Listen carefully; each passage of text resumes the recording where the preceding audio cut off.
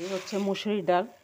তো আমি আসলে সবাই অনেক রকম ডাল দিয়ে খায়। আমিও আমার মাও বানাইতো খেসারির ডাল বা অ্যাঙ্কার ডাল দিয়ে পেঁয়াজ, ওগুলো খুব ভালো লাগতো আমার কাছে মচমচে। কিন্তু বিয়ের পর থেকে আমি মুসুরির ডাল দিয়েই খাই, কারণ আমার শাশুড়ি একটু অসুস্থ, ডায়াবেটিস, গ্যাস্ট্রিক অনেক সমস্যা, এই কারণে অন্য কোনো ডাল খেতে পারে না।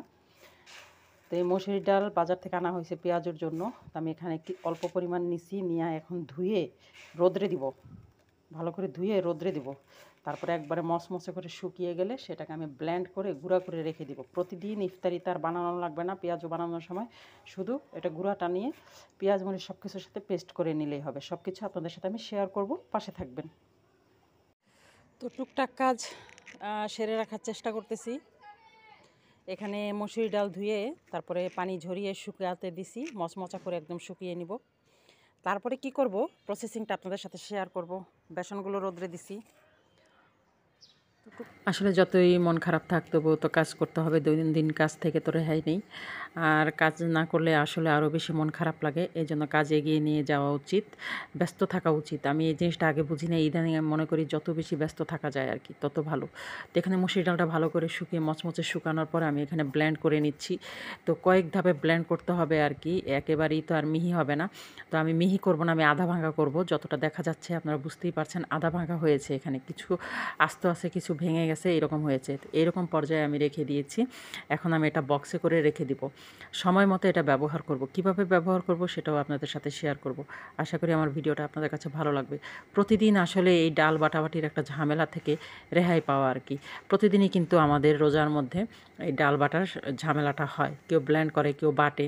তো আমি আসলে সেই ঝামেলাটা থেকে একটু সহজ উপায়ে চেষ্টা করছি কীভাবে একটা পদ্ধতি বের করা যায়।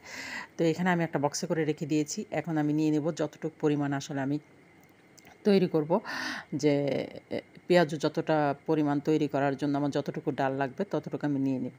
এখানে আমি নিয়ে নিয়েছি, কারণ আমরা মানুষ খুব কম, 4-5 জন মানুষ, সেই জন্য আমি একটু অল্প পরিমাণে নিয়ে নিলাম। আর প্রথম দিন যেহেতু, তো প্রথম দিন কিন্তু তেমন একটা খাওয়া হয় না। আর এখানে আমি একটু পানি দিয়ে ভিজিয়ে রাখবো, পরিমাণ মতো পানি দেবো, মানে বেশি পানি দিলে কিন্তু আবার পাতলা হয়ে যাবে।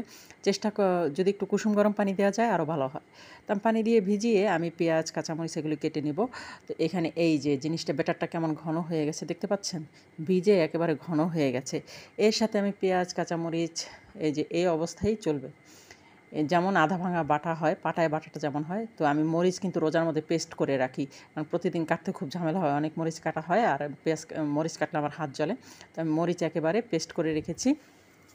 তো পেঁয়াজ কুচি, মরিচ পেস্ট, যা যা লাগে, হলুদের গুঁড়া, লবণ সব কিছু দিয়ে আমি একসাথে এখানে এটা মেখে নেব। ভালো করে এটা মেখে এই যে আমি এখন তেলে দিয়ে দিব। আসলে এভাবে পদ্ধতিটা আমার কাছে ভালোই লেগেছে, অন্তত বাটার ঝামেলা এবং ব্লেন্ড করার ঝামেলার সাথে সাথে যে ঝামেলাটা হয় আর কি, ওই ঝামেলাটা থেকে রেহাই আর কি। তো ডালটা, গুঁড়া ডালটা একটু কুসুম গরম পানি অথবা নর্মাল পানি দিয়ে ভিজিয়ে আপনি যে কোনো কাজ করতে পারবেন। ওদিকে ওটা ভিজে মানে একবার মাখা মাখা হয়ে গেলে, মানে মিশ্রণটা তৈরি হয়ে গেলে আপনি সব কিছুর সাথে রেডি করে নেবেন।